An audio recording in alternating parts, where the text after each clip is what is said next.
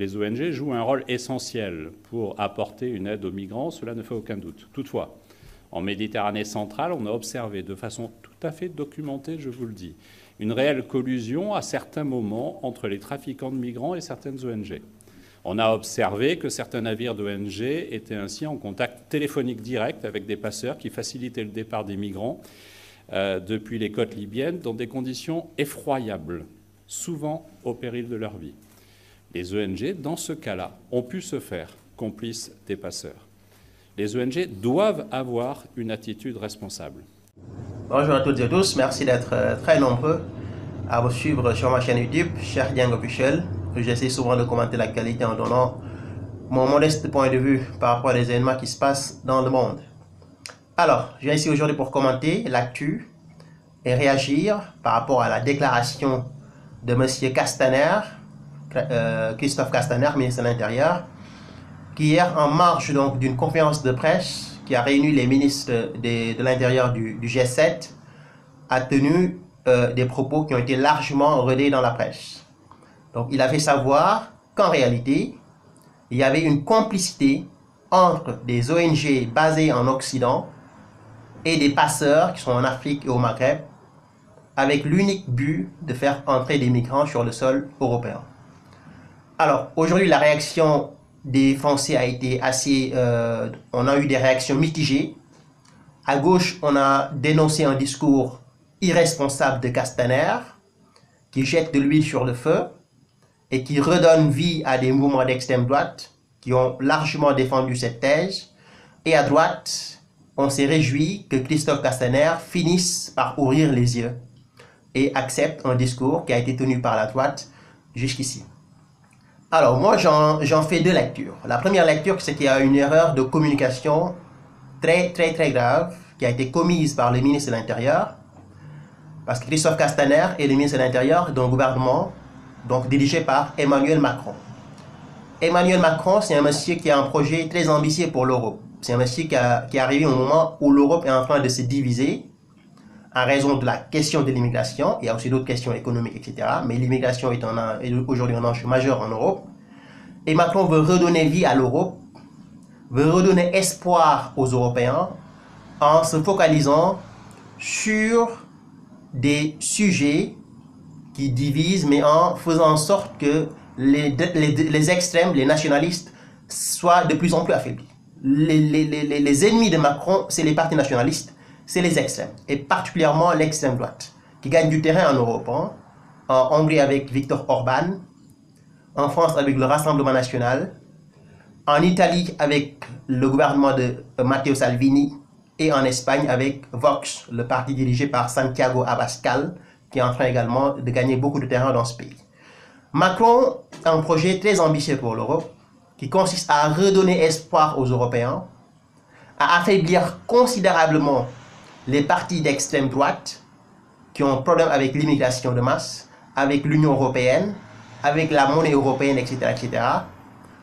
Quand un gouvernement mène un tel combat, et qu'au sein de ce gouvernement, il y a un ministre de l'Intérieur qui dit « Écoutez, il y a des ONG en France qui favorisent l'entrée des migrants dans notre continent, dans notre pays.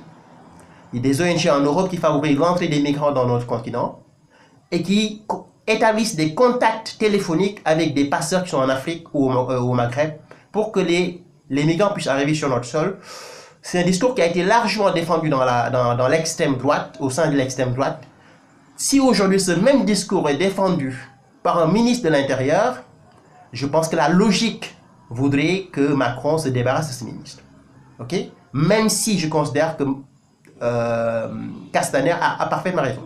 Il y a des preuves, je n'en ai pas, mais je pense que les gens qui travaillent sur ce sujet-là ont suffisamment de preuves comme quoi il y a des ONG qui établissent des contacts téléphoniques avec des passeurs en Afrique et au Moyen-Orient et au Maghreb afin de faire entrer sur le sol européen des migrants. C'est une réalité, tout le monde le sait. Mais ce qui est encore grave, c'est que pendant des années et des années et des années, des dirigeants politiques tels que Macron, tels que François Hollande, tels que Nicolas Sarkozy et autres, ont toujours nié cette réalité-là. Maintenant, s'il y a un ministre du gouvernement de Macron qui confirme que c'est une réalité, donc il y a un problème de communication. On est en totale contradiction il y a une position défendue par Macron qui est différente de celle défendue par son ministre de l'Intérieur. Et ce qui est encore plus grave, c'est que c'est une position défendue par M. Castaner à 2 mois des Européennes. Alors que Macron est en train de mobiliser ses troupes pour que les Européennes soient une élection gagnée par des partis modérés et que les Européennes soient également l'occasion d'affaiblir considérablement les partis d'extrême droite.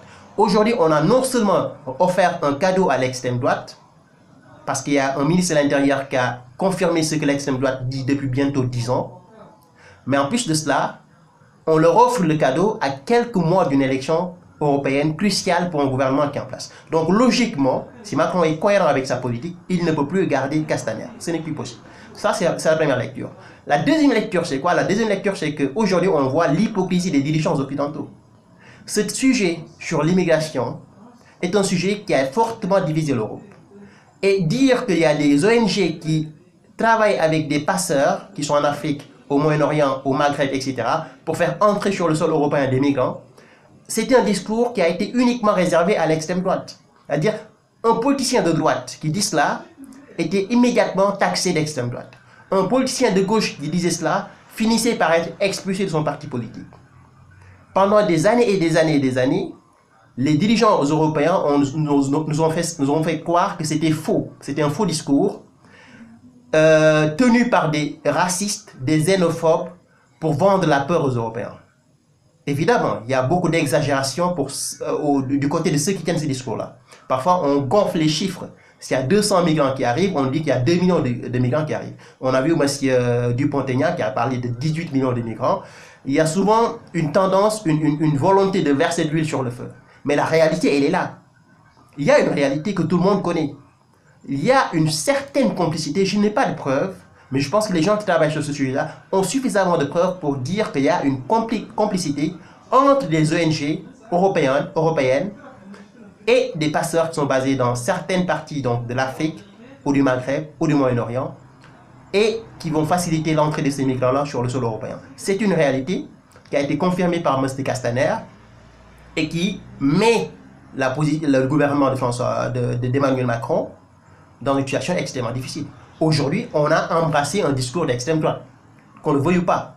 Cette même extrême droite qu'on a insultée, qu'on a traité tous les noms, aujourd'hui, on est en train de puiser les arguments de l'extrême droite. Parce qu'on s'est rendu compte qu'en réalité, une partie de leur discours était vraie.